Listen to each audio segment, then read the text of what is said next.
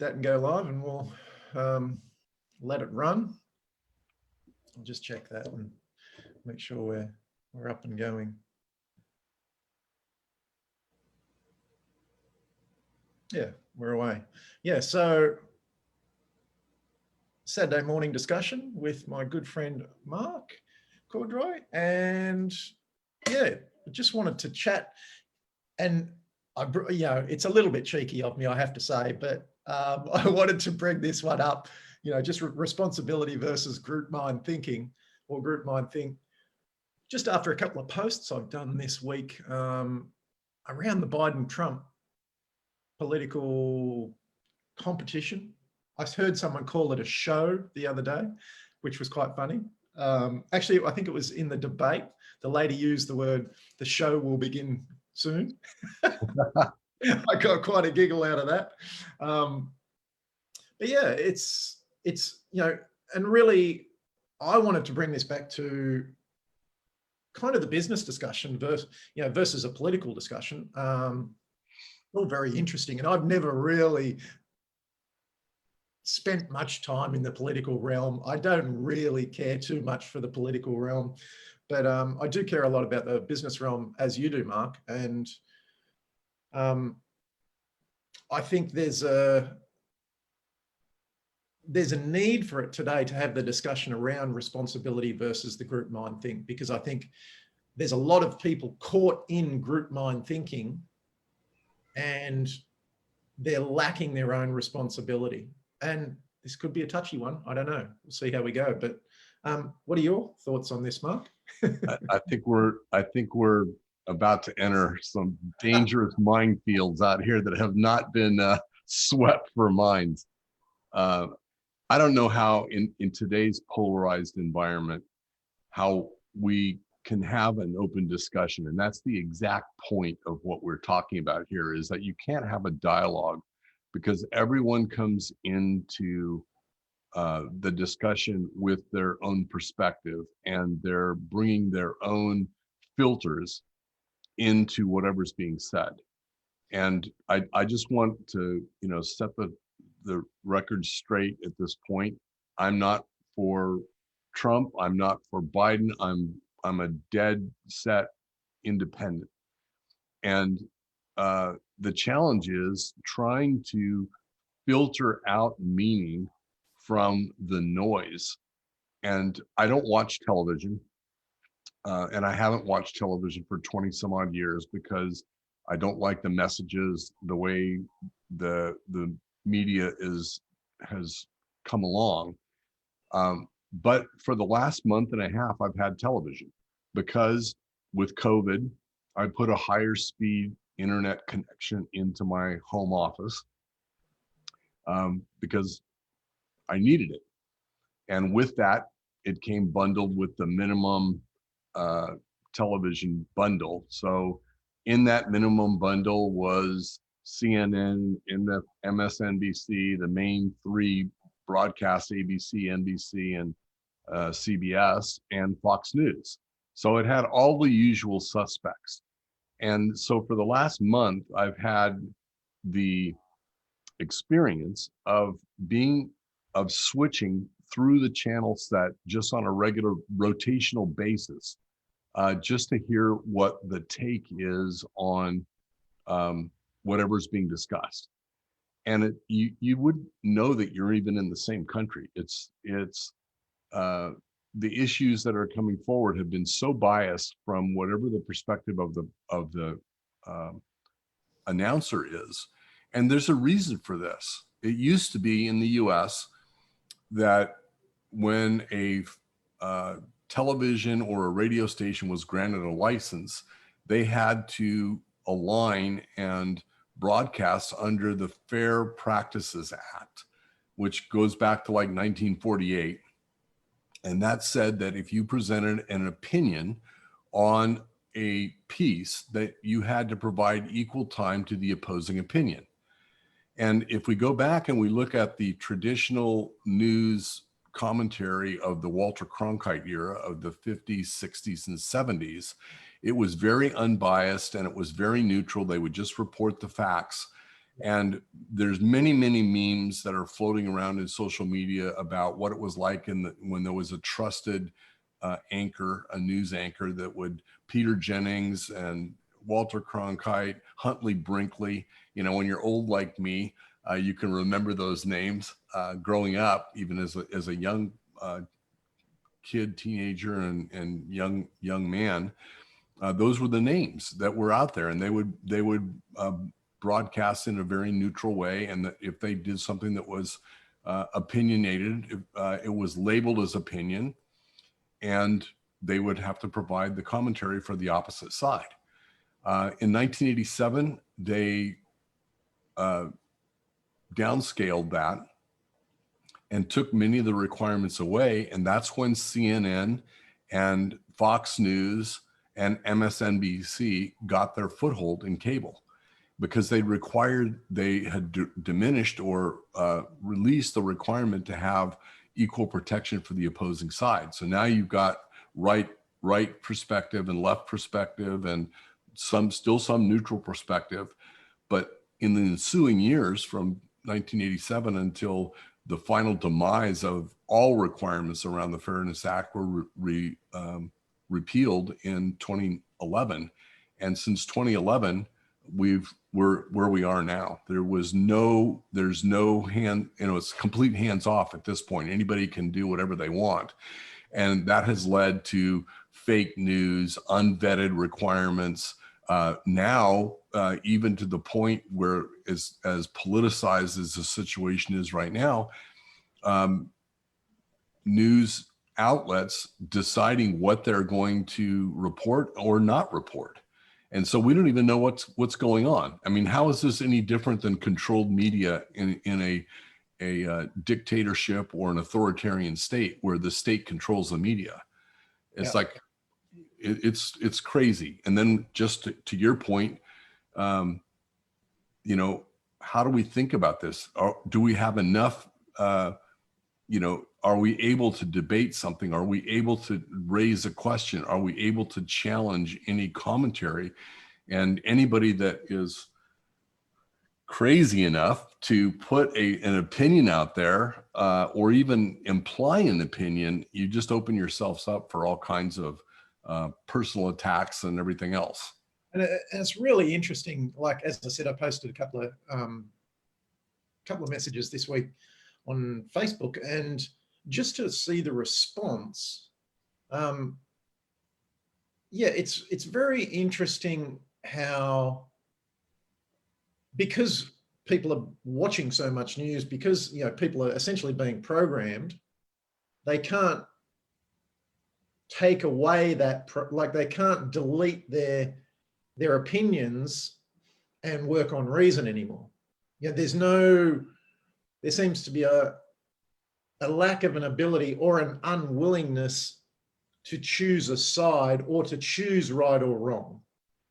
And, I've had people say to me that, there's no such thing as right or wrong. It's, there's all gray. And it's, if there's no such thing as right or wrong, where are we? Well, that's a very, very challenging question, because right or wrong, what was wrong, for centuries, the Earth was the center of the universe. And, until science came along, and, there was a lot of scientists that were persecuted because they were heretics. They challenged the fact that the Earth was not the center of the universe. And I understand that view, but it's like, there still has to be a right or wrong, or there is no justice. And if there's no justice, there's anarchy, and this is the thing. There's mistakes. I understand that. And I even take my hat off to Biden the other day in his debate, saying, look, it was a mistake. Whether he meant it or not, whether he was serious, who knows, whatever, doesn't matter. But I'm saying at least he had the balls to go, I made a mistake. And he's human. Everybody's human. And this is the thing. It's like, it's okay to make a mistake, but you have to sit on one side of the fence or the other, because if you're forever sitting on the fence, you're nowhere. And, this ties back to the lack of responsibility. You know, it's like everyone's in this group mind thing. You know, we're on this side or we're on that side, and we're not really making a choice. We're kind of just going with everyone. But I'm not going to take responsibility of my own thinking and take a stand for what I believe. And this is huge in business, because you find that leaders take a definite stand for what they believe in. They're lifted up or they're persecuted for that stand, but it is that stand that actually makes them successful. And I think anybody that has studied anything about groups, a population of anything, it could be a population of bacteria or a population of virus or a population of people, or markets or anything. There's extremes on either end. There's an extreme on the left and there's an extreme on the right. In politics, we call the right conservatives and we call the lefts liberals or progressives. I don't know who came up with those names, but it's just either the right side or the left side of the population. And in the middle is the biggest bubble, and that is the average. That's the normal, right? So essentially, in statistics, there is a fundamental principle called regression to the mean. And what that means is that the extreme ends are going to want to average to the center. And that's what we're dealing with right now, is we have extreme position on the right and we have an extreme position on the left. You've got the white supremacists on the right, and you've got the anarchists and everything else on the left. And in the middle is all the normal people. And they're going, what the hell is going on? Whose side do I align with? Everything you can find deviance from the norm on either side. That's the nature of a population. It's the nature of opinion. But to your point, which is being responsible for our thinking and being responsible for ourselves, where do you follow the dogma and where do you filter for content? And I don't have an answer for that. And I'm looking for your wise guidance and your opinion in that area. Well, I guess my view of that is I'm looking for what I want out of life. So I'm taking in information, and I take in information sparsely, really. Like I'm not a wide and varied studier. I'm studying in areas that I want to create mastery in. And so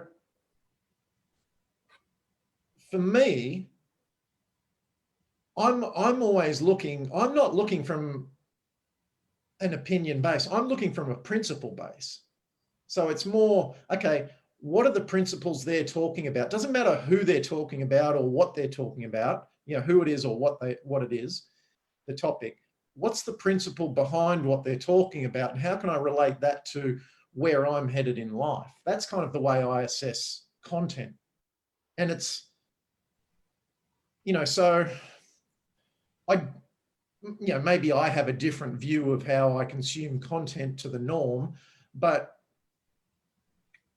as I said, I'm looking at all content as, how does this relate to me progressing forward in my life to where I'm heading to? Now, I'm not an axe murderer or someone robbing banks every day. So the content I'm using to, the direction I'm headed towards is probably a friendlier direction. Some people are using all the content they hear on how to rob banks. Now, I think that you have to decide in life, okay, what is the outcome you want? And it's the same in business. And this, as we're saying, really, all this whole discussion ties back to business, because it's like, where do you want to go in business? What are the principles you're going to use to actually achieve that? And can you be responsible for taking that content and deciphering the good from it, not just the opinion? Absolutely. It's taking the you know, taking the principle from the content, sometimes it's really hard and sometimes you get nothing from it. You know, and that's why I don't recommend consuming lots of content. You've kind of got to be very selective. And the issue that we have today is that there is so much information out there. And because there is no way to vet it for accuracy, it has tremendous bias. It has the bias of whoever's presenting it, even from the tone of their voice, the cadence that they're speaking, the volume that they're speaking. These are all inferred. Their body language when they're presenting around this. These are the kinds of things that I watch in a debate or in a press conference or something. I'm looking for all of these cues. And in my bookshelf behind me over here, this whole section on this side is on persuasion, manipulation, and NLP, which is neuro linguistic programming. And when you start to know and understand what lands, what causes something to be persuasive, then you become more attuned to the techniques and the methods that the individual will speak with. And this is one of the reasons why it's so polarizing, is because whatever side is presenting has determined or has figured out over time what works for them. And it's like I see this, like what you're discussing now. The issue here is really not even responsibility, but more so coming back from another layer from that is awareness. Mm-hmm. You're being able to be aware enough to go, oh, this content is so skewed to the left or the right or up or down or sideways, whatever it might be. It's got so much opinion, it's not actually fact. It's not principle based. And the way that you can tell right away, and this will be helpful for anybody that's listening to this, is I tell people, they're highly charged around a conversation and they're all worked up over it. And it's like back and forth, and it's like, okay, we've lost the point here. We're just yelling at each other. We're not talking. We're not communicating. So what I say is, take the labels off of whatever is happening. It's not a corrupt individual. This isn't criminal activity. This isn't whatever it is, tax evasion or all these things. If you listen to the commentary, it's loaded with labels that are descriptors that imply a certain level of activity. And so what I guide people and my clients and my people that I talk with is take the labels off and look at whatever is happening as a point in time. It's simply an event that's taking place. And the event is an individual presenting their point of view, or they're presenting information. That's all it is. And if we make it only as an event in time with no label on it, then we can look at that and say an event only has 3 potential outcomes and 2 of them are bad, right? It can get worse moving forward. It can stay the same as it is right now moving forward, or it can get better. And if you make it your personal mission to look for the elements of the message that will give a better outcome than the current situation, or no worse than the current situation, then you have a much better opportunity to come to a reconciliation, or at least to have a discussion around something. But when you go in with a conversation that's so emotionally charged with adjectives and descriptors that imply behavior and outcome, then everybody becomes defensive. And once they become defensive and aggressive, game over.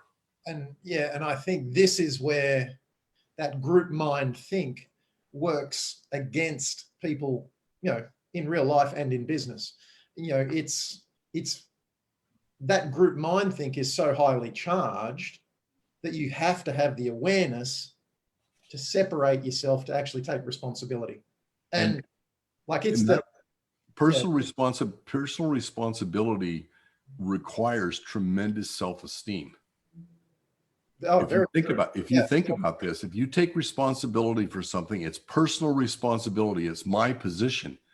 Hive mentality, group think that we're describing is about safety in numbers, And it's strength in numbers. It's completely letting go of all responsibility because you have the support of the crew. Yeah, it's a safe place to hide. And that's independent of the issue that's being discussed. It's about safety versus the issue. It's not about the issue. It's about whether you want to express an opinion, but you want the safety of others around you so that you're not exposed. Yeah. But I mean, just think about it. If you're from a position that's coming left of center and you're debating a single individual that's right of center, you have a much greater safety with a large group of left of center voices with only one right of center. And it could be the same way around. It could be a single voice on the left and more voices on the right. The voices on the right, and this is why, well, people that listen to CNN are safe in that environment. People that listen to Fox, they only want to be around the people that listen to Fox because that's their tribe. That's who they're safe around. It doesn't have anything to do with who's, whether the issue is correct or not. Yeah, and I think, like you say, the self-esteem point there is critical because without that self-esteem, you won't take any stand in your own responsibility. Like you won't have the capability to take a stand for yourself. And while most people will fritter it away with an excuse of, oh, but I think along these lines, they're just that little bit unwilling to raise their hand and go, you know what? I actually don't, I go against you there. And you see it so often. And even in, it happens in day-to-day life so much. It might be, where are we going for dinner tonight? Oh, we're going down to X, Y, or Z restaurant. And it's like, oh, no, I don't really. Or even worse though is like, well, where do you want to go? I don't know. Where do you want to go? Nobody wants to take a stand, right? It's like, I'm okay with whatever you guys do. It's like, as a group, you guys decide and I'll go along with the group. Yeah. There's two things that I noticed in the debate that took place yesterday, which was the most civil of the two they've had so far. It was actually bordering on a normal thing, not quite, but better than it has been by far.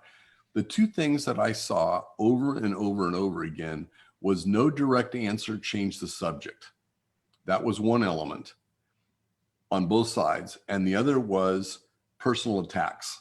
That's called an ad hominem attack, whereas you challenge the character of the individual, which is separate from the issue that's at hand. Attack the individual, not the behavior. And that gets everybody all charged up because now you're attacking your candidate. He's being attacked. So it just inflames everybody. But it's a classic diversionary tool in debate is the ad hominem attack. And it's one of the first things they teach you in persuasion is look for that type of an attack because that's diversionary. It's to divert you off the issue that really is at hand. Yeah, I have to say, I found the debate pretty good. It seemed pretty fair across the board. I don't know, some of the polls I saw said that Trump was ahead in as far as the debate went. Who cares? Doesn't really matter. It doesn't matter, but it was a civil discussion, which is, I think they threatened, they had the ability to mute the microphone if it got too far out of hand. And I think just the threat of muting the microphone was enough to bring into at least a semblance of order to it. It's so interesting how it ties to that. The discussion between Trump and Biden directly relates to every discussion we have in life. And, they're obviously two very opposed opinions. And it's much like any discussion we have, whether it be with our partner or our business partner or, you know, someone in the street, we often meet people with totally opposing opinions. And I think often, I mean, I know I do it myself, where you will agree with the other person just to kind of go, okay, you know, it's a Saturday afternoon, I'm walking down the beach, I don't need to have a full-on argument here on the sand. And you can keep walking and, you know, kind of move on with it. But in a business scenario, and like I will often do that in life. Okay. I'm quite happy with cruising through my life. I won't do it in a business discussion. Mm-hmm. And, you know, I think this is it's a key point. Like a lot of people will go into business and they will want a certain result, and yet they won't take a stand for themselves in actually achieving that result, because it does take fighting against the norm, or fighting against the safe, or fighting against the group. You know, I see, like I know various, you know, very successful business people, and you often see them, you know, ostracized or beaten down.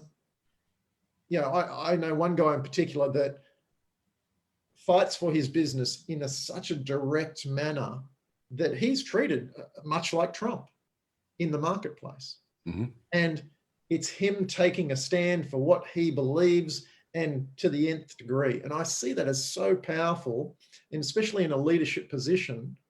And I think that it's lacking, because I see, you know, we can see, you know, the 1% always win and the 99% grab the scraps. But I actually believe, and I've seen it happen in, like with my own clients, that it is easy for the 99% to become a 1%er purely by taking this stand and purely by going against the crowd. So here's a thought, and I think that you're really on to something, James. In that perspective, the 1% and the 99, that kind of a thing. That's the extreme end of the curve. You know, on the 1%, it's actually a fraction of 1%, and there's reasons for why that happens, and it's been this way throughout evolutionary history of anything.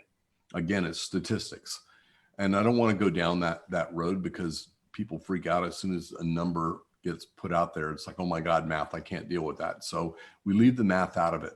But the thing that is really, really important, and it is central to the discussions that are happening right now in the States, and that is the importance of diversity. And I'm not talking about racial diversity. I'm talking about diversity of thought. Because when you have diversity of thought, you're in a position to consider from different points of view. And groupthink is about polarization. It's not about diversity of thought. And when you have a complex issue, we have to divorce ourselves from our polarizing position and consider other perspectives, because from those other perspectives is where we create a collaborative outcome that's better than either of the positions that are being argued from. And like, to that point, it's one of the biggest things I'm seeing is people can't have that diversity even on the simple issues. Absolutely. And it's like, you know, and like the irony of it is just beyond belief. You know, here we are arguing for diversity and inclusion, but when it comes to diversity and inclusion of thought, no way, it's my way or the highway, which is exactly what you're fighting for. Yeah. And so when we talk about your post that was being provocative, because you were just wanting a yes or no answer, and you end up getting all of this, you know, these different positions, which then sets off this big, you know, distracting discussion. it's like we have to force ourselves to filter. We have to force ourselves to filter and remove the labels and remove our position and literally try and put ourselves in the position. Stephen Covey, who wrote 7 Habits of Highly Effective People, one of my all-time favorite books of all-time favorite times, seek to understand before seeking to be understood. And that's what's missing today. Nobody wants to understand the other person's side. They just know that what's happening right now doesn't suit them. So they want to move away from that, but they're not sure exactly what they're moving toward. Yeah, this whole discussion, it goes back to what I try to teach my clients is, removing the ridiculous. Like, even in your thinking, like removing the ridiculous thinking that you have of all these shiny objects or extra content or, false beliefs or falsely held beliefs. Exactly. It's effectiveness comes with simplicity. And it requires tremendous discipline to maintain simplicity. Tremendous. And this is the thing I try to train into my guys. It is a discipline that you have to train, and it takes time. And growth in business, it's more so about slowing down. There's an old saying, and I've done some training with like Navy SEALs and that stuff, and they say, go slow to go fast. Exactly. It's the old saying, it's like slow down to speed up. And that sounds like a nice catchphrase or comment, but implemented, it's very powerful. And yet so few are willing to slow down and be patient and take the time and just sit and ponder and think. And like they say, Einstein used to just sit and lock himself in a room with a notepad and sit for hours or days on one question. Mm-hmm. And one of the famous quotes, one of the famous Einstein quotes, and he's my all-time favorite person for quotes. One of the famous stories about Einstein was, they said, Dr. Einstein, if you had an hour, if the world was going to end in an hour, and you were approached and said, how would you solve this problem to save the earth? How would you spend the time? And he said, I would spend 55 minutes to understand the problem and 5 minutes to solve it. Isn't it? And this is the thing, 55 minutes to understand. And it's like, I've actually ordered a Ganesh statue, right? And Ganesh is the remover of obstacles. Oh, nice. So for me, that's very kind of feels right for me. And I'm just looking at some of the symbolism behind that. And,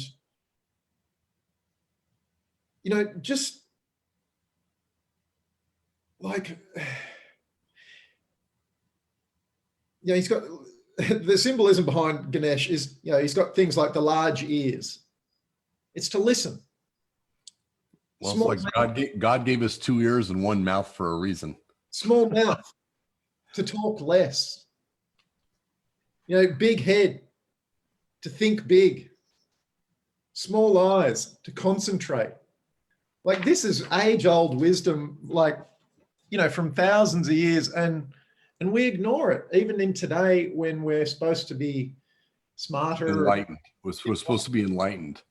All of this sort of, it's quite funny. But and I'm certainly not saying I'm enlightened or perfect or smart or whatever, but it's an awareness, like, and this is what I talk a lot about with my clients too, is having the awareness and staying aware of what you're actually thinking. What's the actual problem? How you're actually being effective versus just doing the next thing. It's not about speed. It's about doing the right thing at the right time. And this is an incredibly important point. When presented with a problem, a challenge, an issue, a concept, a discussion point, whatever it is, and the person that you're speaking with, as soon as they say, oh, I know that, And you and I, as teachers and guides, when someone says, I know that, I immediately know that they have no awareness. Because as soon as they say they know it, that becomes a filter barrier for any new idea. And in fact, they don't know it. And if you talk with any person that seeks knowledge, that's a knowledge seeker, and I'm a perpetual lifelong learner. I cannot learn enough. I'm addicted to learning. The more you learn, the less you know. The less you realize that what you thought was right is not. So a little bit of knowledge is dangerous. A lot of knowledge is destabilizing because you question everything. And I've I do a lot of I take a lot of personality tests, profile tests to know my personality, to try and understand how I see things. And over the last 10 years, I've become increasingly more and more of a skeptic on the DISC profile. I'm a hardcore skeptic now. I question everything because the more that I know, the more that I realize there are no absolutes. And the more that I have to ask questions to really understand what the issues are. And this is where I came about the understanding of removing the labels, because the labels get in our way of understanding the issues that are taking place. Yeah, it's interesting. And I was just thinking about it last night. As an avid journaler over the years, I've got dozens and dozens and dozens of journals, and I've been kept a journal for a long, long time. I don't know how many years, but a long time. And each year, at the end of the year, I distill that journal down into a separate journal. So I have like a bunch of journals, but I have one book where I distill the knowledge. And I think what will end up happening is I will write another book, but it will be a book on the kind of the principles learned over a lifetime, I guess, or over 50 years or whatever it might, whenever I decide to write that book. And I was thinking about last night, that book will be a very small book. And if you look at some of the, I've been reading some of the kind of the old wisdom classics kind of thing, and you see most of them are very small books. Like they're thin books because there's not much you need to know. Although, like getting to the point of understanding something takes a lot. And this is, I guess that's the wisdom of the ages. You could look at one of these, you've got large ears to listen more. It's pretty simple. It's pretty simple. So that leads to the next question, which is, we're presented with information. We're presented with situations. Are we filtering for meaning? Are we filtering for intent? Are we filtering? What are we filtering for? What are we trying to derive from these experiences that are being presented to us through our senses, through our ears, through our eyes, through our touch? What is it that we're searching for?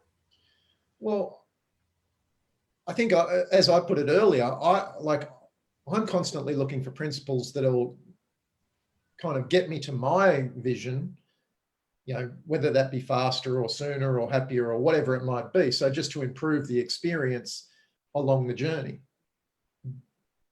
I think a lot of people are taking in information without a kind of an end point in view. Again, go back to Stephen Covey, begin with the end in mind. What's your end? I know. That's why The Perfect Day is really the first chapter in my book. It's like, exactly. It's like start with the end in mind and go from there. Because it's all pretty simple after that, if you know where you're headed. And the end doesn't have to be the absolute end. No, it could be the end of your current vision. If you think about, if you've ever hiked in the mountains for any long distance, your goal for the day may be the ridge ahead. But when you get to that ridge, you realize that there's 5 more ridges behind it that you just couldn't see because you weren't high enough. Yeah. So our end is a constantly moving target. Yeah.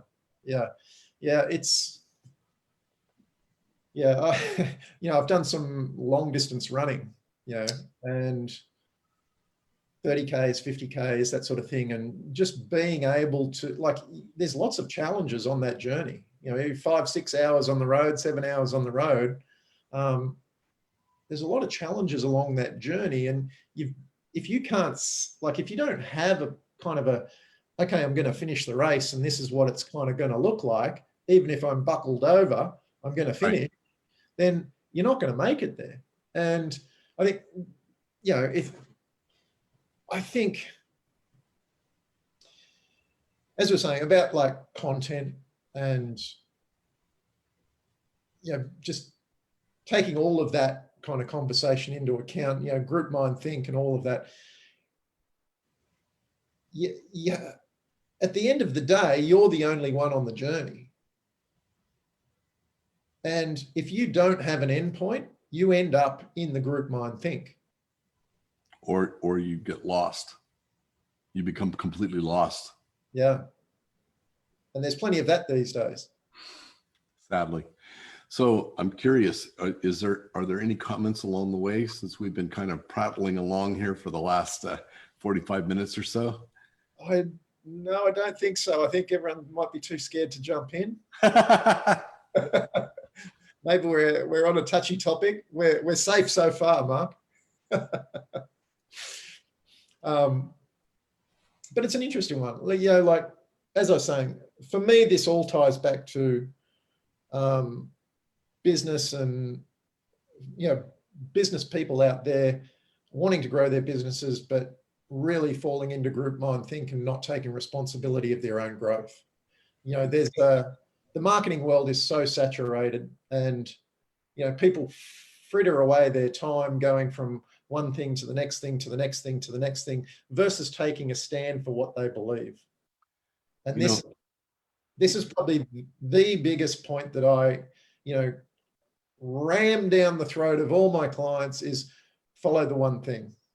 And the one thing is essential for moving ahead.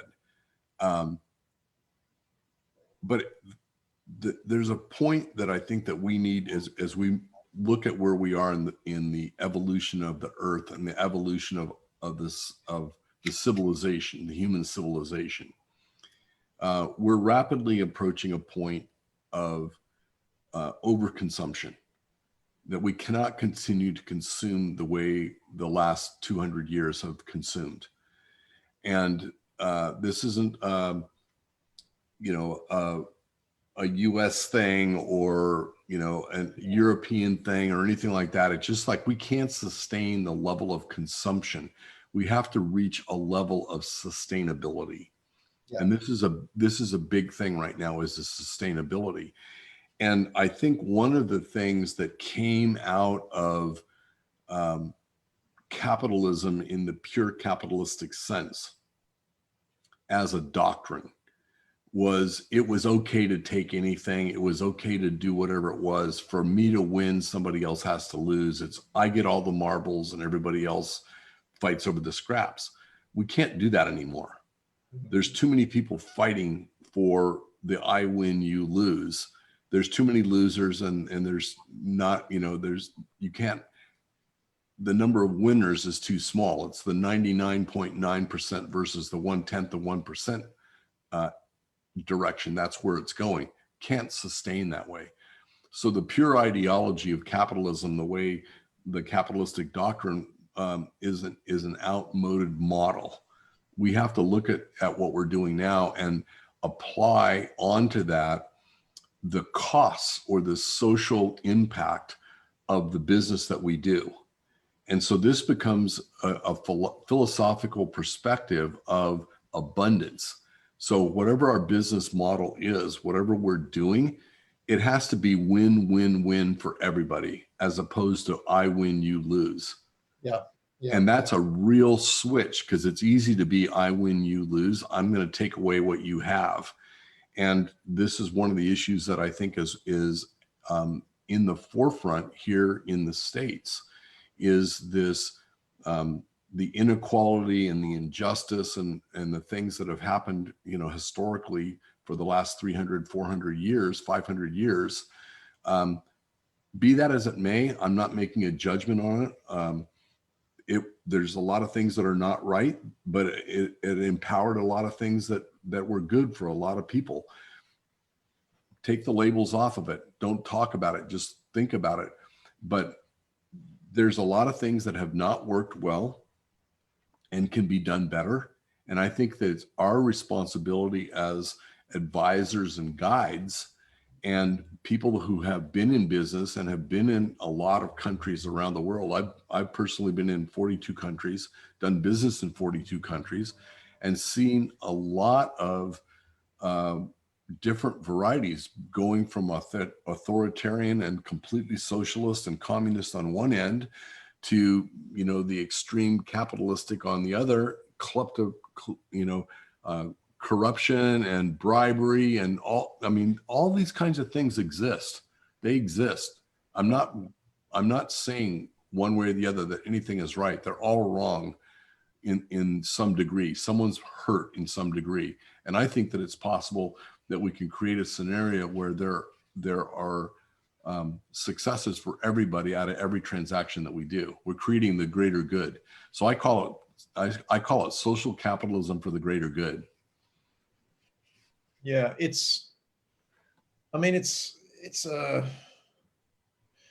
the whole issue around, being unsustainable. Again, that's not going to be, it is a global problem, but it's not going to be fixed on a global scale. It's going to be fixed on a personal scale. And that again comes individual responsibility. Comes back to that personal responsibility of what are you doing today? And this is the thing, everyone thinks someone else is going to fix it. You know, the climate changes say, oh, it's the politician's fault. No. It all comes back to us. Every single thing that happens on the globe, none of it's Trump's fault, none of it's Biden's fault, none of it's Obama's fault. It's our fault. Like I was listening to something else the other day, and they were talking, I know in the debate, they were talking about healthcare.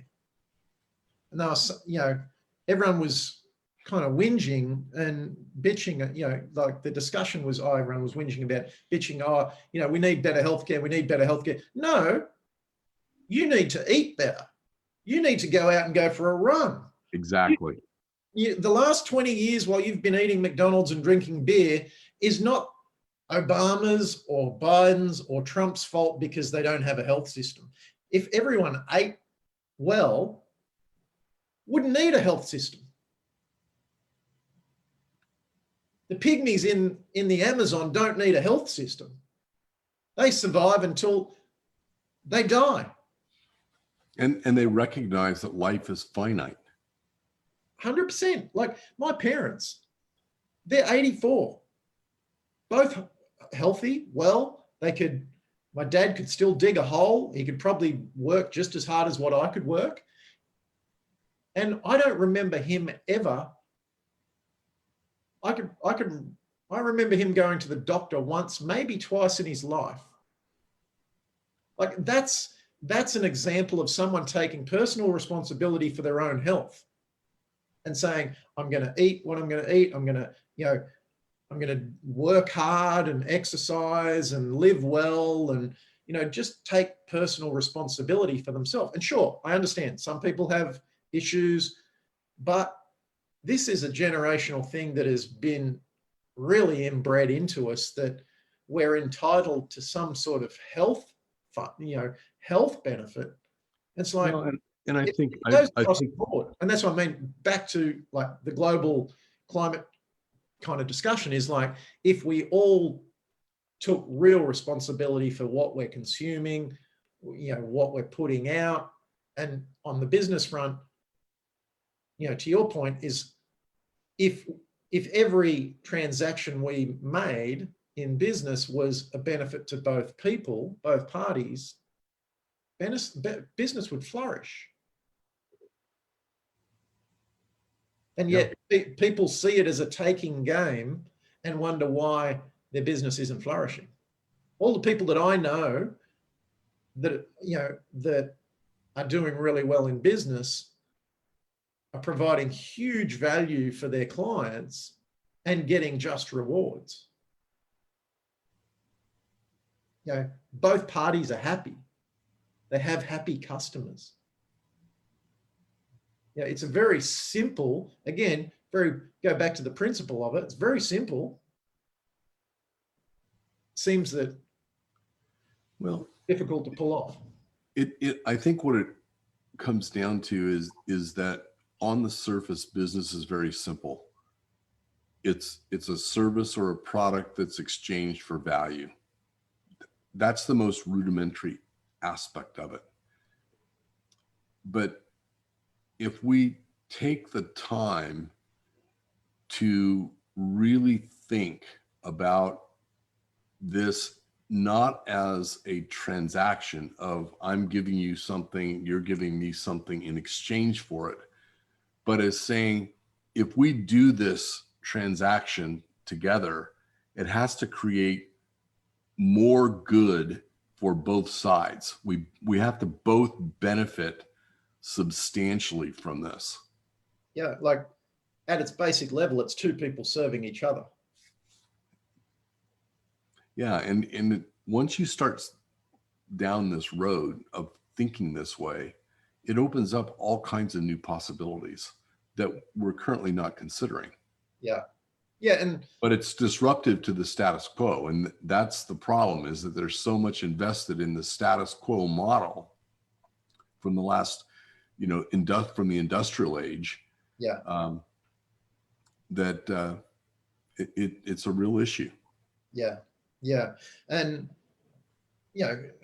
as I said, I honestly think we're past the point of no return. And because return to what? Well, just, for a sustainable Earth. I disagree. I don't think we are. Because just look at what's happening. The numbers, the data is coming back just from the last 6 months of shelter in place and everything, the reduction of pollution, the reduction of particulates, the reduction in carbon, the flourishing of wildlife, the enormous ecological resurgence just from 6 months. And this whole situation with COVID is really kind of like the canary in the coal mine. It's the precursor. It's a warning of we're at the edge, and there is still time to come back, but we've got to take it seriously. Can I throw a conspiracy theory in there? Oh, it's really just the government taking away all of our liberties to save the climate. China's saving the world. I don't think so. No, I don't think so either. I think it's been it's a byproduct of obviously a mistake. I don't think anyone purposely, set this virus in place, but the byproduct, like you say, has been a cleaner environment, that sort of thing. But I still think that it might be, finding the vaccine and going back to normal life might be the worst thing for the planet. I agree. Which is kind of a weird thing it's a weird thing to put out there, but it could really be the worst thing for the planet. And if we just go back to normal life, pollution's going to go through the roof again. Consumption goes up. Everything goes back to normal. We better hope that Elon Musk is a clever fella and really gets us to Mars or somewhere. Well, he's going to get a few people to Mars, but it won't be in my lifetime. Maybe Bezos. He's talking about living on the moon, so maybe there. I think we might have solved a few of the world's problems today, Mark. Well, we certainly raised some perspectives. Yeah, and I think that's a worthwhile thing. And yeah. I'm sure there'll be commentary on this, and I welcome the commentary on it. But I think the message that I would like to wrap up on is take the labels off, step back and listen with your two ears and say, what does that mean? What does that mean? And what does it mean moving forward? And Yeah. think about it from that perspective, and don't politicize situations. Don't, you know, to take the labels off and be as objective as you can. Look for the positivity in the events that are taking place. Yeah. Yeah. I think, and just to end, you know, and add to that, I think, like, take it to the personal level. You know, not just how does this affect me, but what can I take from this to improve myself? What am I learning? Even in like just the debate in the last couple of days, what can I take from that to learn about how I'm operating in the world to improve myself going forward? You know, it does come back to our own personal responsibility versus joining the herd and just running along with the pack.